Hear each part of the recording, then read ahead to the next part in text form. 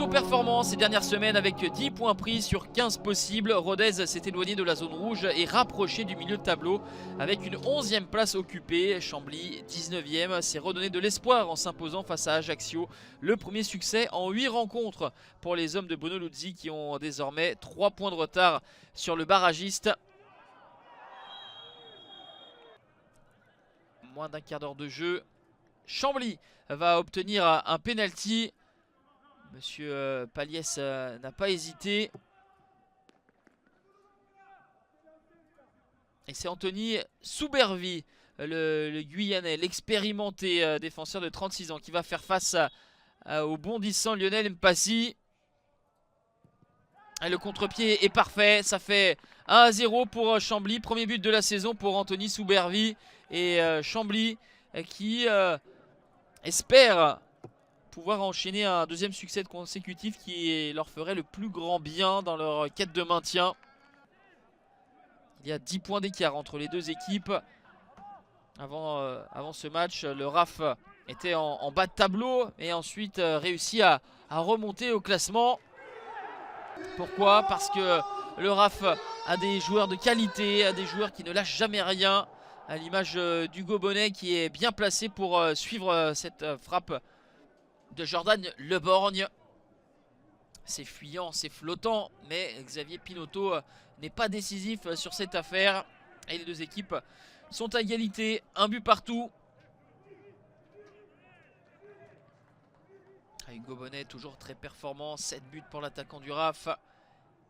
Et la formation de Laurent Perlade, galvanisée par cette égalisation, va repartir encore une fois de l'avant avec ce but contre son camp, inscrit par Anis Elriti. Et le malheureux défenseur camblisien qui trompe Xavier Pinotto à la 40e minute de jeu. C'est le RAF qui passe devant. Si ça avait été un but d'un attaquant, on aurait applaudi parce que la tête plongeante elle est belle. Malheureusement pour Anis Elriti, il trompe son propre gardien quasiment à bout portant qui ne peut rien faire. Mené au quart d'heure de jeu, le RAF a inversé la situation et mène désormais 2-1 à la pause. Bruno Luzzi, insatisfait, effectue 4 changements à la mi-temps. Petkovic, Correa, Delos et Calegari font leur apparition pour ce deuxième acte. Et ce sont toujours les Ruténois qui se montrent les plus à l'aise avec ce penalty obtenu par Hugo Bonnet. Deuxième penalty sifflé cette soirée pour Monsieur Paliès. Rémi Boissier qui va voir Xavier Pinotto se montrer cette fois-ci impérial. À la 62e minute, c'était l'occasion pour Rémi Boissier de breaker pour sa formation. On ne peut pas dire que le penalty soit si mal tiré que cela, quoi qu'à mi-hauteur. En tout cas, la main en l'air et ferme de Xavier Pinotto pour laisser sa formation dans la partie et avoir peut-être l'espoir d'une égalisation.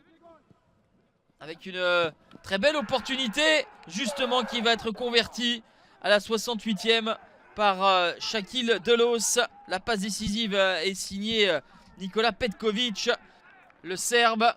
Deux joueurs entrés à la pause qui s'illustrent et qui permettent à Chambly d'égaliser.